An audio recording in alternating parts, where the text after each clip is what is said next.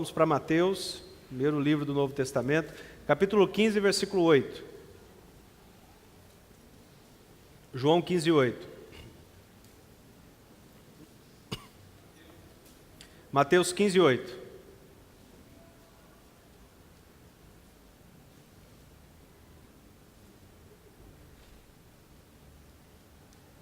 Diz assim o texto: esse povo honra-me com os lábios, mas o seu coração está longe de mim. E em vão me adoram, uma adoração vã, vã é inútil, uma vã adoração. Em vão me adoram, seus ensinamentos não passam de regras ensinadas por homens. Esse povo estava adorando ao Senhor com seus lábios, mas a sua adoração era inútil. Então hoje nós queremos falar sobre 4 maneiras que Satanás usa, são propostas que ele faz, que torna a nossa adoração inútil. Se Satanás não consegue nos impedir de adorar a Deus, se você é um adorador de Jesus, se você é um adorador do Senhor, se ele não pode te impedir de adorar, ele quer tornar a sua adoração vã, inútil. Então vamos para essas 4 razões, ou 4 propostas, 4 maneiras que Satanás usa para tentar barrar ou tornar inútil a nossa adoração. Bom, antes de nós entrarmos nesse contexto, nós sempre, para dar um pano de fundo aí, nós sempre falamos sobre a importância de você olhar o Velho Testamento à luz do Novo Testamento. O Velho Testamento, a Velha Aliança, ela só faz sentido para nós se nós olharmos à luz do Novo Testamento. Jesus, ele é o centro. Diga comigo, Cristo é o centro. Então, o nosso Evangelho é cristocêntrico. O que é isso? O Velho Testamento, ele aponta para Jesus, e o Novo Testamento revela Jesus. Então, muitas das coisas que nós vemos no Velho Testamento são figuras daquilo que haveria de vir. São apenas figuras, sombras, mas a substância está em Jesus. Amém? Por exemplo, eu sempre uso o exemplo do cordeiro, porque o povo todos os anos oferecia um cordeiro sem defeito pelos seus pecados. Eles colocavam a mão sobre o cordeiro como se fosse uma transferência do seu pecado para o cordeiro, e então agora o cordeiro era morto com o pecado do povo. Só que isso só durava durante um ano, então todos os anos eles refaziam isso e apresentavam os sacrifícios. Mas isso era apenas uma sombra do que haveria de vir em Jesus. Quando Jesus aparece, o que João Batista diz? Este é o Cordeiro de Deus, lembra do Cordeiro? Esse é o Cordeiro de Deus que vai tirar o pecado do mundo, que tira o pecado do mundo. E Jesus mesmo diz, eu sou o Cordeiro de Deus. Então tudo era uma sombra revelada em Jesus. Por que eu digo isso? Porque hoje nós vamos usar uma figura do Velho Testamento, que é o povo de Israel no Egito, ok? E nós sabemos que há um Israel natural, tem a nação de Israel, ela é dividida em 12 tribos, hoje nós chamamos mais do povo judeu, mas Judá era apenas uma tribo, haviam 12 tribos. Então nós temos Abraão, que gerou Isaac, que gerou Jacó, que teve 12 filhos, desses 12 filhos formaram 12 tribos que formam um povo, que é Israel. Então há um povo natural, Israel, mas há um Israel espiritual, que é a Igreja de Cristo. Todas as promessas que nós vemos na Bíblia para Israel, é para nós a sua igreja. Então o texto que confirma isso é Gálatas capítulo 3, versículo 7.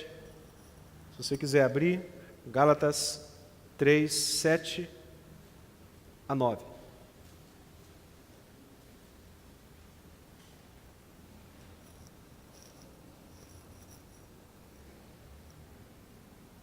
Isso tudo ainda é o pano de fundo, a introdução, para entendermos a comparação que nós vamos fazer hoje. Atos 3, 7 diz assim: sabei, pois, que os da fé é que são filhos de Abraão. Ora, tendo a Escritura previsto que Deus justificaria pela fé os gentios, eu e você, todo que não é judeu, preanunciou o Evangelho a Abraão: em ti serão abençoadas todos os povos, de modo que os da fé são abençoados com o crente Abraão. Olha de novo o começo aí do versículo 7. Sabei, pois, que os da fé é que são filhos de Abraão. Abraão teve filhos, e o filho da promessa foi Isaque, mas esse foi gerado não pelo modo natural, mas foi gerado pela fé. E a Bíblia diz, Abraão creu em Deus, e isso lhe foi imputado para a justiça. Isso já estava demonstrando que tudo o que envolve o relacionamento com Deus é a fé. E diz então que os verdadeiros filhos de Abraão são os da fé. Então você, se não sabia, é filho de Abraão. Então fala para o seu irmão essa boa notícia, você é filho de Abraão. Lembra da musiquinha, crianças? Pai Abraão tem muitos filhos ele tem, eu sou um deles, você também, louvemos ao Senhor. Então, é essa a história. Você é filho de Abraão. O que quer dizer que todas as bênçãos que Deus declarou a Abraão é para nós, o seu povo. Então, o povo de Israel tem o povo natural, mas tem o Israel espiritual, que é a igreja de Cristo. Então vamos trazer agora, entrar na mensagem propriamente dita dessa noite. Você lembra ainda do tema? A verdadeira adoração. Nós demos um passeio, mas para falar da verdadeira adoração. Bom, nós temos o povo de Israel. Nós já falamos, Abraão gerou Isaque, que gerou Jacó, que gerou 12 filhos. Um deles foi parar lá no Egito, José, e ele se tornou governador, trouxe todos os seus irmãos. Ali, então, o povo se desenvolveu, e por 400 anos se tornou uma grande nação. Só que agora se levanta um rei que não conhece José e tudo que ele fez pelo Egito, e escraviza o povo de Israel. E agora o povo está por 400 anos escravizados no Egito e por Faraó. E eles estão clamando a Deus por um libertador, e Deus vai enviar um libertador chamado Moisés. Então agora nós já temos as figuras que eu quero usar completa. Nós temos Faraó, nós temos o Egito, nós temos o povo e nós temos Moisés. Faraó é uma figura do próprio Satanás, aquele que escravizava o povo e queria manter debaixo do seu domínio. Então Faraó representa o próprio Satanás aqui. O Egito representa o mundo, que é o local de escravidão, onde o povo estava escravo e não podia adorar o seu Deus. Então representa nós, o povo que estávamos antes escravizados pelo pecado, escravos do mundo. Amém? Tudo bem aí? A Bíblia fala várias vezes isso no Novo Testamento, sobre a escravidão do mundo, estarmos antes debaixo do império das trevas. Então aqui o povo está no Egito, o Egito representa o mundo, e o povo representa aqui a igreja do Senhor. Moisés é uma figura de quem, então? De Cristo, de Jesus. Por quê? Deus aparece para Moisés, lembra lá, ele estava cuidando do gado do seu sogro, e aí de repente ele vê um arbusto lá, e o arbusto está pegando fogo. Até aí parece natural, devido ao grande calor, diz que tem alguns arbustos lá, eles exalam um óleo, que de repente o calor muito intenso, eles pegam fogo, só que aí se consome o arbusto. Mas aí ele está ali e o arbusto está queimando, eu imagino que já passou algum tempo, não sei quanto tempo, mas ao ponto dele se impressionar e falar, esse arbusto não se consome. E aí ele vai para essa sarça ardente, e ali quando ele se aproxima, o Senhor fala com ele. E aí nós temos a missão. Eu quero que você, Moisés, vá e liberte o meu povo do Egito, e leve-os a adorar neste lugar.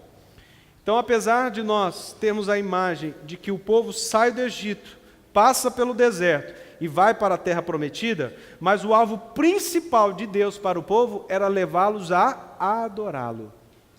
Então, qual é a nossa razão maior de viver? Adorar o Senhor. Amém? Então nós temos todo o evangelho nessa história aqui de Moisés com o povo. Então Moisés vai sendo enviado para ser o libertador, e agora ele quer levar esse povo para adorar ao Senhor. Nós temos um período que eles saem da escravidão e tem um período no deserto. O deserto representa o quê? Nós saímos do mundo, mas ainda estamos no mundo. E o deserto, apesar de nós usarmos muito essa expressão, eu estou num deserto, mas o deserto é um local de quê? De milagre. O povo tinha comida todos os dias que descia do céu, no deserto, tinha sombra e tinha calor à noite, porque o deserto chega a 50, mais de 50 graus durante o dia e abaixo de 0 à noite. Então, de dia eles tinham sombra e à noite uma coluna de fogo que os aquecia. Então, eles viviam todos os dias debaixo do sobrenatural. E tinham água, que Deus fez brotar da rocha. E várias vezes Deus providenciou água. Então, sombra e água fresca no deserto. Então, o deserto é o local de milagre. Fala da nossa vida aqui, ainda não chegamos na terra prometida. Deus vai nos levar, através de Jesus, ao céu. Mas aqui na terra, enquanto nós estamos passando pelo deserto, é um local de milagres, de sobrenatural. Deus não nos chamou para viver uma vida, ainda que no deserto, nesse mundo, no natural. Então, vamos nos focar agora, porque vai entrar a parte interessante dessa mensagem, que é o foco dessa mensagem, que é a verdadeira adoração. Prontos? Até aqui estão comigo? Pegaram a introdução? Então vamos entrar no principal dessa mensagem. Bom, agora Moisés ele vai chegar para Faraó. Faraó não sabe quem ele é. E ele fala, olha, Deus falou comigo para levar todo o povo de Israel para um local do qual nós vamos adorar. É longe do Egito e nós vamos levar todo o povo para adorar. Primeiro ele fala, quem é você? E quem é esse Deus? Ele falou assim, bom, o Deus que mandou é o eu sou. Como assim eu sou? Ele falou assim, ele é o que ele é. Eu sou o que sou. É o Todo-Poderoso, é o eu sou. E eu sou o seu servo. E aí que Faraó aqui, que representa Satanás, falou, esse povo está querendo adorar a Deus, sabe o que eu vou fazer? Esse povo é preguiçoso. Olha o que ele fez. Vamos ver então, agora nós vamos ficar no livro de Êxodo. Apesar de eu ler vários outros textos, você não vai deixar o livro de Êxodo agora fechado. Você vai anotar os outros textos que eu vou falar, porque eu vou ler vários outros textos, mas você vai ficar no livro de Êxodo e você vai conferir em casa os textos para a gente ganhar tempo. Êxodo 5, segundo livro da Bíblia. Gênesis, Êxodo. Êxodo significa saída.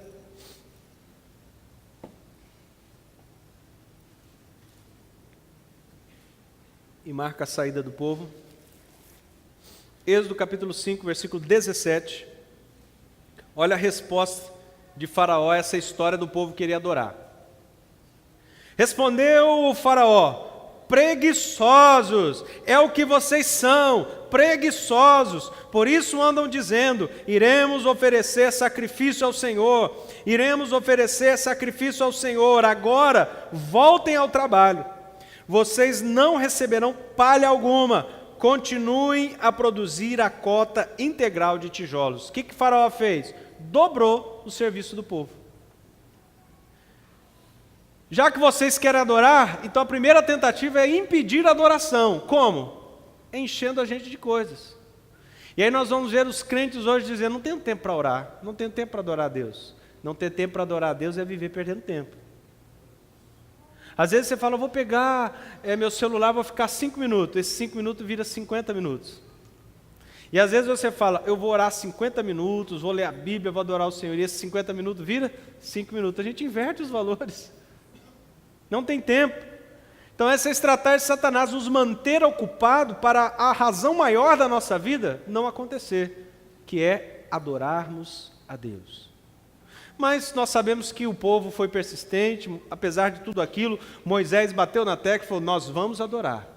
E aí então o Senhor veio com a mão pesada e começa as pragas, e aí ele fala, então tá bom, já que eu não consigo impedir vocês de adorar, então vem a estratégia de Satanás, que são as 4 estratégias que nós vamos falar hoje. 4 estratégias de Satanás para tornar a nossa adoração inútil. Se ele não pode te impedir de adorar, não, eu sou crente, eu adoro ao Senhor, então ele vai tentar tornar a sua adoração inválida, vã, inútil. E é isso que nós vamos combater nessa noite. Vamos para a primeira das 4 propostas. Êxodo capítulo 8, versículo 25.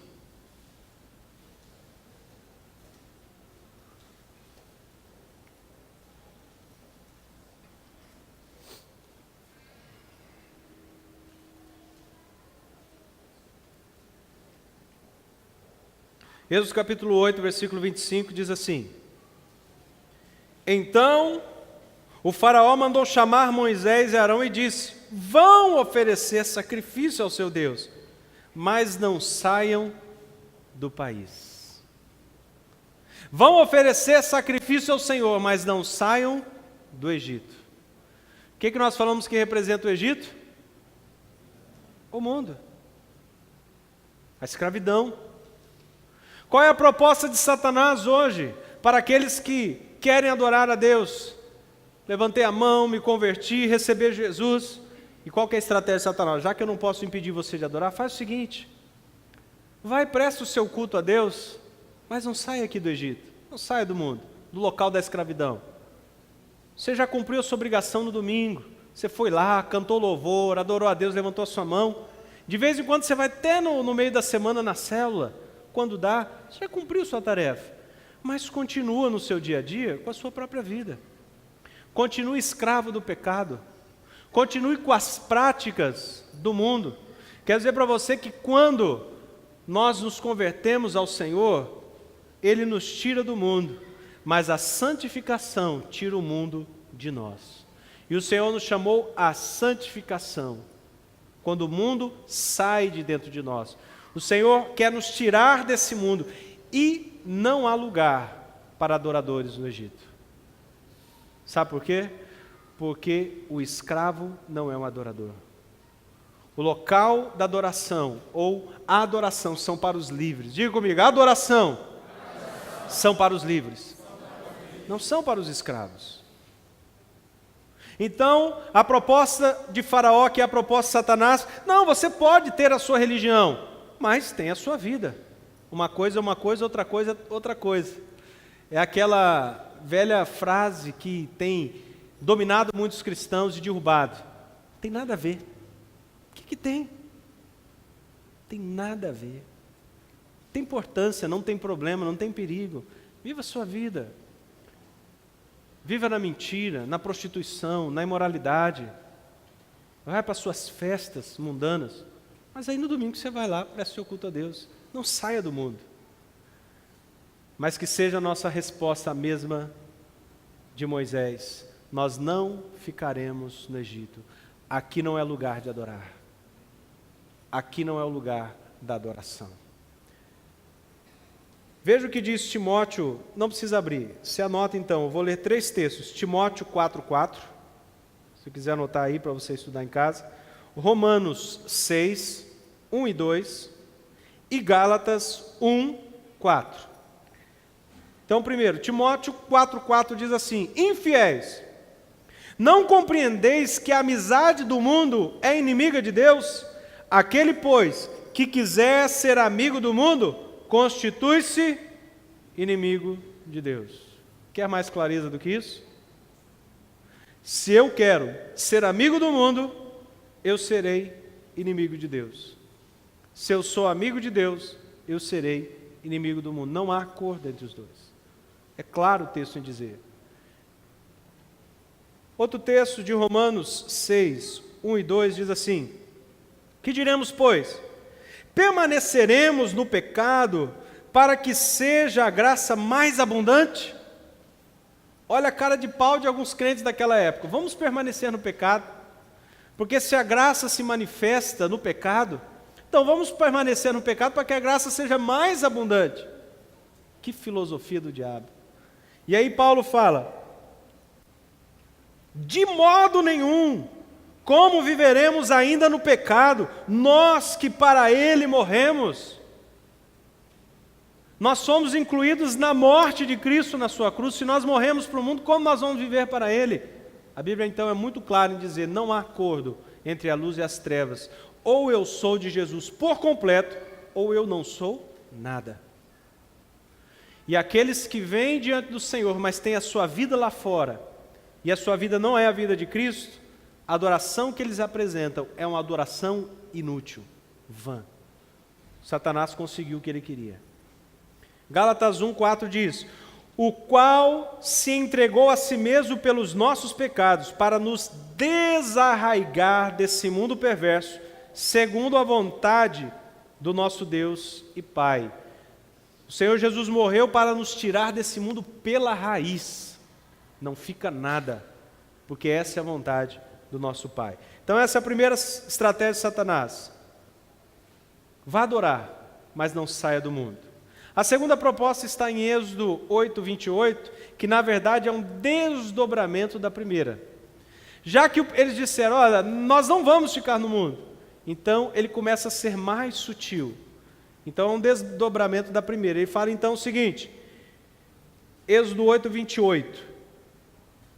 Disse Faraó, eu os deixarei ir e oferecer sacrifício ao Senhor, o seu Deus, no deserto.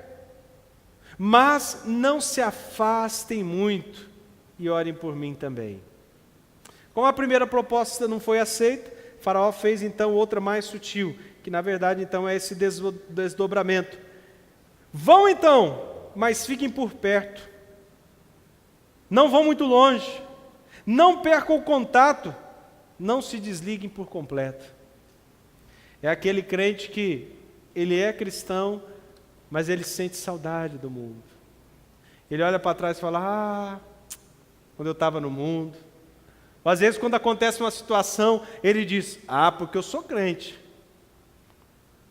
Você tem sorte de eu ser crente. Porque quando eu estava no mundo, aquela saudade, né? Aquela tipo...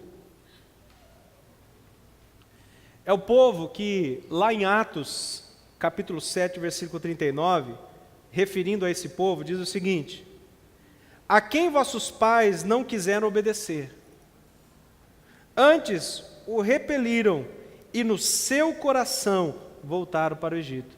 Eles nunca verdadeiramente voltaram fisicamente para o Egito, mas o coração estava lá.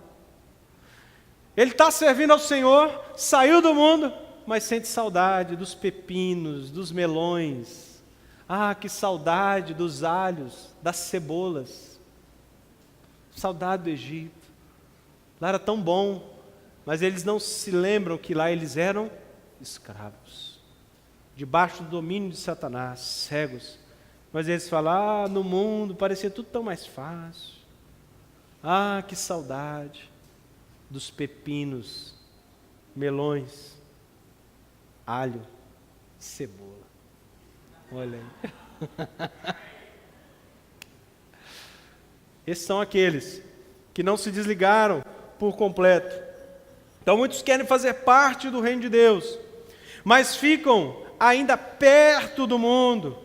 Eles ainda sentem saudade do mundo, não voltam fisicamente, mas o seu coração já voltou. É aquela coisa, que saudade das baladas, das festas, das farras, dos prazeres, das bebedeiras. Que saudade. A sua adoração é inútil. Sabe por quê? Porque a Bíblia diz que adorar a Deus é o maior de todos os mandamentos. Mas tem como fazer isso, e só tem uma maneira. Jesus define no primeiro e mais importante mandamento. Quando perguntaram, Jesus, qual é o maior de todos os mandamentos? Ele falou, adorarás ao Senhor teu Deus, de todo o teu coração. Não pode estar o coração no mundo e adorando a Deus. De todo o teu coração, de toda a tua alma, suas emoções, de todo o teu entendimento, seus intelectos e também com o seu agir, de toda a sua força. Ou é tudo ou é nada. Quando tudo seu for de Deus, tudo de Deus será teu. Que troca injusta. Nós temos tão pouco para oferecer, mas Ele não aceita pela metade. Ou é tudo ou é nada. Não adianta ter saudade. Não serve. A sua adoração é inútil, é vã. E é isso que é a estratégia de Satanás para muitos que estão, até mesmo dentro das igrejas, frequentando, abandonaram o pecado, mas o seu coração ainda permanece no mundo. E a terceira estratégia, nós vamos vendo que vai ficando cada vez mais sutil. Agora ele não conseguiu que eles ficassem no mundo, e agora descobriu que eles não vão ficar por perto, eles vão se afastar do mundo. Então o que fazer? Êxodo 10, 11 está a terceira proposta.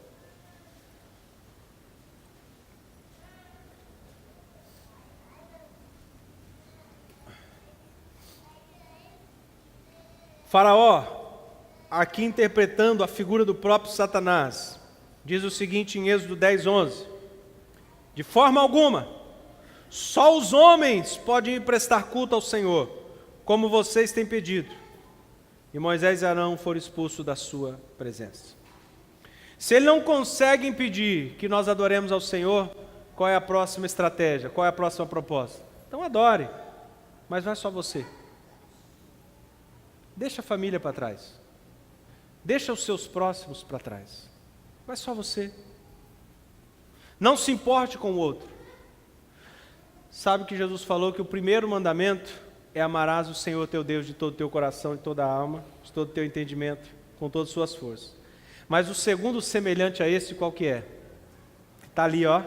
Ama o teu próximo. E sabe que João vai um pouco mais além? Ele diz o seguinte, que você é mentiroso se você fala que ama a Deus a quem não vê e não ama o teu próximo a quem você não vê. Ele fala que é mentiroso. Porque ele fala que não tem como você amar a Deus a quem você não está vendo e isso não ser expresso no seu irmão a quem você está vendo. Então, amar a Deus, a verdadeira adoração, é se preocupar sim com o seu próximo. E quem é o próximo? Especialmente os da sua própria casa. Eu vou orar, vou jejuar, eu vou chorar, mas eu vou clamar pela minha família. Eu vou me apegar à promessa do Senhor, porque o plano do Senhor é que nós, como família, adoremos a Deus. Quando Atos capítulo 16, versículo 31, só anota, nós temos Paulo e Silas ali na prisão, foram presos injustamente, expulsaram um demônio, acabou parando na prisão, mas eles não estão reclamando, eles estão adorando a Deus. Enquanto eles estão adorando, aquela atmosfera da presença de Deus entra no lugar e as cadeias caem, literalmente, não só espiritual, mas física. As cadeias que os prendiam caíram e todas as portas das prisões foram abertas. E aí nós vemos o carcereiro correr e ver as portas abertas e ele pega a espada para se matar. Porque de qualquer maneira ele seria morto. Ele entendeu que todos os presos fugiram e ele era responsável, pagaria com a própria vida. Então ele mesmo ia pôr cabo à sua vida quando Paulo e Silas gritam, não faça nenhum mal a você. E aí que todos nós estamos aqui. E aí ele entra tremendo naquele lugar. E agora ele rendido ao Senhor e fala, irmãos, o que farei para ser salvo? E aí a resposta está em Atos capítulo 16, versículo 31. Respondeu-lhe, crê no Senhor Jesus e será salvo tu e a tua casa. Qual é o plano de Deus? Ser salvo eu e a minha casa. Aleluia. Filhos, clame pelos seus pais. E você, pai e mãe, ou esposo, que a esposa não é convertida, ou esposa, que o esposo não é convertido, clame pela sua casa. Não se contente em apenas você adorar o Senhor. Una-se com outros e clame até ver o resultado, porque o plano de Deus, eu e a minha casa, serviremos ao Senhor. Esse é o plano de Deus. Não nos contentamos com menos que isso. Você que é pai, clame pela vida dos seus filhos. Você ser cristão não quer dizer que seus filhos serão cristãos. Eu sou filho de pastor, então eu convivi durante muitos anos com outros filhos de pastor, porque meu pai tinha relacionamento com vários pastores. E eu posso dizer para você que boa parte dos filhos de pastores não eram cristãos. Era até pior do que os descrentes. Ser filho de pastor não quer dizer que você será um cristão. Por isso, eu e minha esposa sabemos da nossa responsabilidade de principalmente gerar Jesus no coração dos nossos filhos. Durante toda a fase, o Pedro Henrique, quem quase não vê o Pedro Henrique, ele vem no culto de manhã, não vem à noite. Minha filha, que é mais crente, ela vem nos dois, né? Brincadeira. É que nós temos 2 cultos, a maioria das pessoas, quer dizer, as pessoas que vêm de manhã, geralmente não vêm à noite, né? Mas ela tá em todas. Tem 17 anos, mas nós sabemos que houve uma fase difícil de conflitos e que nós choramos e oramos para que Cristo fosse gerado, que ele tivesse a sua própria experiência. Porque nós sermos pastores não garante que ele será um cristão. A mesma coisa com a Larissa, nós clamamos, oramos constantemente para que Cristo seja gerado, eles tenham as próprias experiências e eles marquem essa geração. Então você, pai e mãe, não se contente com menos do que isso. Eu e a minha casa vamos servir ao Senhor. meus filhos vão se converter. Esse é o plano de Deus. Agora, aqueles que não se importam, a sua adoração é inútil, porque diz, você está dizendo que ama a Deus, mas não ama o seu próximo. A Bíblia vai mais além de dizer o seguinte: quem não tem cuidado do próximo, especialmente os da sua casa, tem negado a fé e é pior que o descrente. Então, principalmente da nossa casa, nós devemos nos preocupar. Então, essa é a estratégia de Satanás. E Josué capítulo 24, versículo 15, diz o seguinte, Josué 24, 15. Porém, bom, qual que é o contexto aqui? Moisés havia morrido, Josué assume o povo, leva o povo para a terra prometida, e agora eles estão na terra prometida, e agora ele vai dar a declaração, no final quase da sua vida, na fase que eles já estão ali estabilizados, e ele vai reunir todo o povo e fazer essa declaração que marca a Bíblia, que marca a história de Josué. Josué 24:15 diz assim: porém, se vos parece mal servir ao Senhor, escolhei hoje a quem servais. Se os deuses a quem serviram vossos pais, que estavam da além do Eufrates, ou os deuses dos amorreus, em cuja terra habitais, eu e a minha casa serviremos ao Senhor. O mundo aí fora, se quer adorar outros deuses, vai adorar, mas eu e a minha casa. O plano de Deus é eu e a minha casa. Que se levante no nosso meio os Josués dos nossos dias, para dizer, eu vou adorar ao Senhor, mas minha casa vai comigo. Não vai ficar no Egito, não vai ficar no lugar de escravidão, vai comigo adorar. Agora vem a mais sutil de todas e a quarta, e já cheguei no final. E alguém diga amém. Já vamos caminhar para concluir. Êxodo 10, 24. Ele não conseguiu impedir o povo de adorar. Então vem a última estratégia.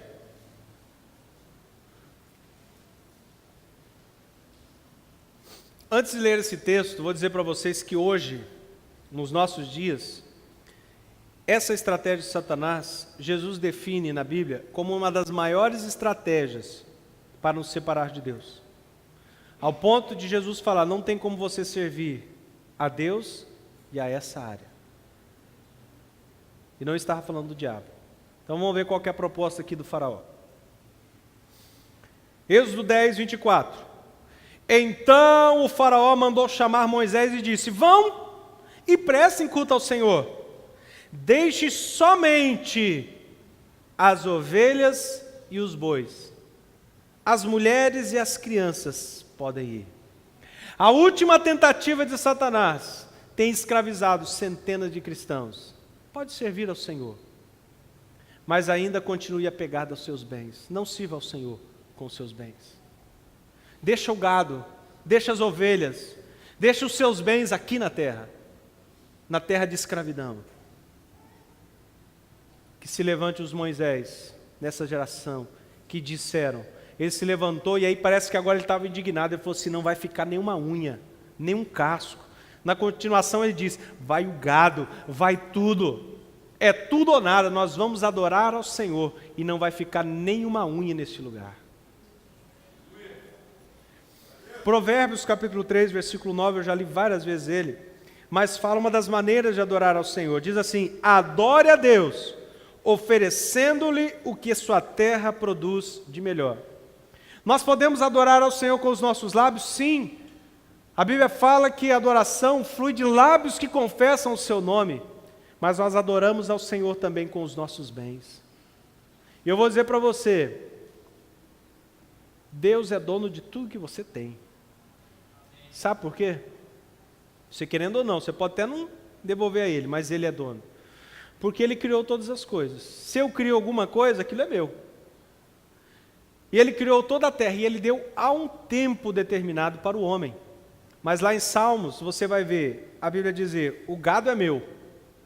Deus falando, os peixes são meus, as aves são minhas, as árvores são minhas, toda a plantação é minha, o ouro e a prata e tudo que a terra tem são meus. Então o que nós somos então?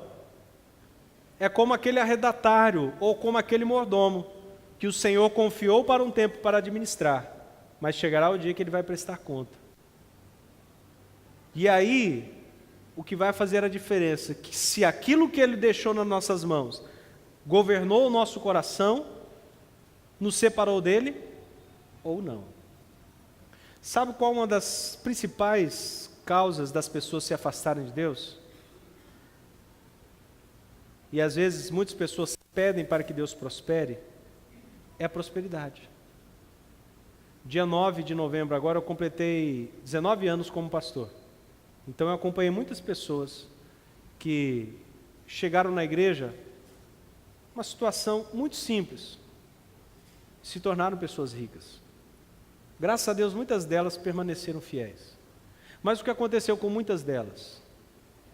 Agora elas não tinham tempo mais. Antes elas tinham tempo para abrir a sua casa para a célula. Elas tinham tempo para orar. Elas tinham tempo para servir ao Senhor e ao próximo. Agora os seus bens não lhe dão mais tempo. Eles têm que cuidar de tudo que eles têm. Então eles não têm mais tempo para orar. Não tem mais tempo para abrir a sua casa para o Senhor. Não tem mais tempo para servir o próximo. E muitos deles se tornaram mais avarentos do que nunca. Eu lembro um desses que eu acompanhei desde o seu namoro, se tornou uma pessoa bem próspera.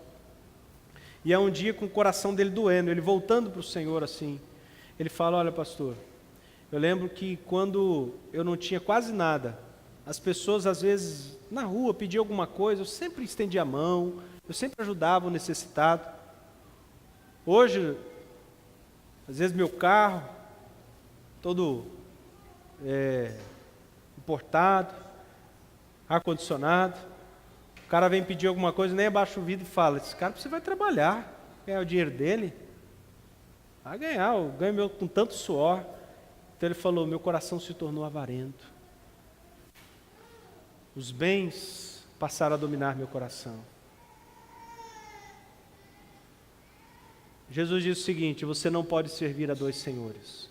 Não tem como você adorar a Deus e adorar a riqueza. Ou vem com tudo, ou não vem com nada. Tudo que é meu é do Senhor. Eu estava falando sobre mordomo. O que é o mordomo então? É aquele que administra.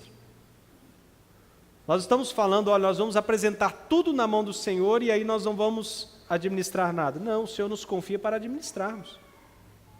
O Senhor sabe que você tem que pagar suas contas, tem que educar os seus filhos, tem que investir a sua casa.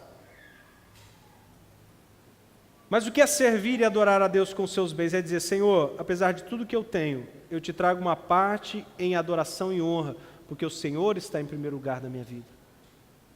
Não só essa parte que eu estou te trazendo pertence, mas tudo que eu tenho pertence ao Senhor. E eu estou dizendo que tudo que eu tenho agora eu quero submeter à sabedoria do Senhor para administrar. E eu vou administrar o resto com sabedoria. Se eu ganhava apenas um salário mínimo e agora eu ganho 100 mil reais, amém? Eu não vou dar dízimo, oferta, uma porcentagem, e vou fazer qualquer coisa com o resto que eu quiser. Eu vou pedir sabedoria do Senhor no que eu devo investir e aplicar. Porque eu sou apenas mordomo. Porque quando eu for embora daqui, eu vou prestar conta. E eu não vou levar nada. Então essa última estratégia de Satanás, talvez seja mais sutil e que mais tem dominado as pessoas. E se opõe ao maior de todos os mandamentos, e eu estou caminhando para concluir, que é amar ao Senhor de todo o coração. Qual foi o primeiro texto que nós lemos? Não, vamos deixar ele para o final. Marcos 12, 30 diz assim, já falei, ele recitei, mas se você quiser anotar, Marcos 12, 30. Amarás, pois, o Senhor teu Deus de todo o teu coração, de toda a tua alma, de todo o teu entendimento e de toda a tua força. A primeira coisa que fala é amarás o Senhor teu Deus de todo o teu coração. Porque é importante nós darmos os nossos bens em adoração ao Senhor. Porque aonde está o nosso tesouro, o nosso coração acompanha. E se a Bíblia fala, onde está o teu tesouro, ali estará o teu coração, então eu só posso adorar a Deus verdadeiramente quando o meu coração está no reino. Jesus ele vai mais longe.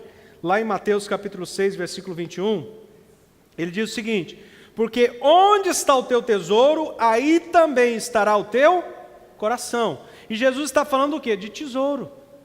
E ele fala, a sua maior preocupação deve ser de amontoar tesouro lá no céu. Não é pecado ajuntar tesouro aqui na terra, mas principalmente lá no céu, porque lá a traça não corrói, a ferrugem não detona, e nem, minha versão, e nem os ladrões roubam. E aí ele diz, por quê? Porque onde estiver o teu tesouro, se o teu tesouro está no reino, ali estará também o teu coração. Quando eu coloco parte dos meus bens diante do altar do Senhor, o Senhor sabe que o meu coração vai em direção ao altar do Senhor. Satanás também sabe. Por isso ele tem prendido tantas pessoas. E a mesma estratégia lá do povo ainda é usada hoje. E muitos são iludidos, enganados por isso. Que se nos levantemos como Moisés para dizer, não vai ficar nenhuma unha, é com tudo. O nosso maior chamado na terra é adorar a Deus. Amém? E eu vou terminar lendo o último texto dessa noite, que é o primeiro.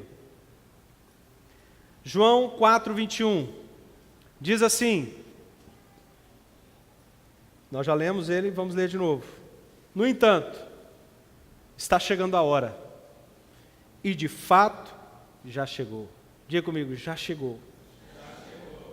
Em que os verdadeiros adoradores adorarão ao Pai em espírito e em verdade. São esses os adoradores que o Pai procura. Que o Senhor possa encontrar hoje em nós verdadeiros adoradores. Amém? Você pode curvar a sua cabeça comigo. E nesse momento, se você já não fez isso hoje, reconsagrar novamente a sua vida ao Senhor, dizer, Pai, eu não vou ficar no mundo.